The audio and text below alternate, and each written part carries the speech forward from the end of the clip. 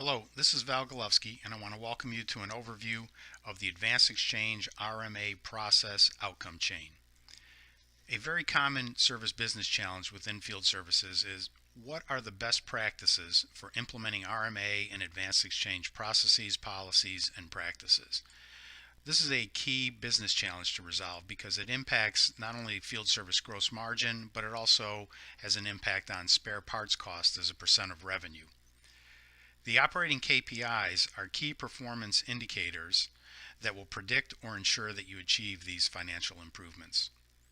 In the next link row, we list practices that, when implemented, have been found to improve the operating KPIs.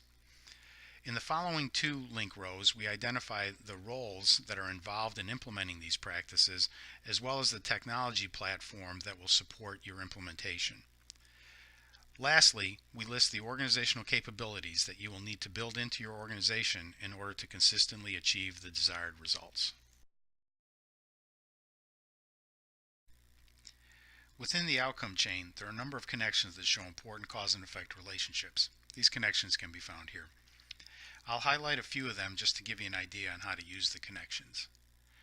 As we noted earlier, any changes to the Advanced Exchange and RMA process will have a direct influence on spare parts cost as a percent of revenue. In particular, there are three cost buckets that are impacted by this outcome chain: RMA and reverse logistics costs, repair vendor costs, and transportation costs. Now, the way to use this and to compare yourself to the industry in general is you can open up one of these links. You can see the definition of that particular cost bucket, and in the attachment we have documents that will allow you to compare your performance against the industry overall. From our spare parts study, we identified three operational models with distinct cost profiles. All you have to do here is identify the appropriate operating model and then compare your performance against the cost bucket that's noted below.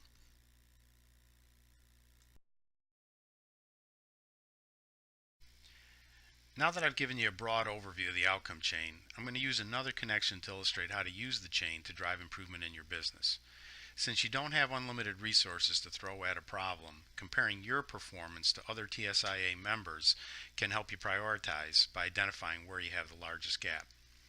By opening up the returns compliance link as an example, we show a definition, and here it's rather unique. Returns compliance really has two components. You have to be concerned with the contractual commitment, in terms of calendar days, and then you want to know what percent of customers actually return within that time frame. By looking at the attachment, we can show you performance against these two metrics in a 2x2 matrix. By looking at the 2x2 matrix, you can see that the objective here is to have a short contractual return time with high compliance to that, which puts you in the green zone. Now let's assume that after you compare your performance to all of the KPIs, this is where you have the largest gap in performance and an area that you want to focus on with your improvement efforts. By clicking on the connection, you can see a cause and effect relationship between returns compliance, practices, technology platforms, and capabilities that you want to bring in to your organization. Let's take a look at invoicing and never returned as a practice that can improve returns compliance. Within the attachment, you can see the impact of invoicing for non-returns. From the spare parts study, we've seen a dramatic difference in performance when you invoice a customer for not returning parts per the contractual obligations.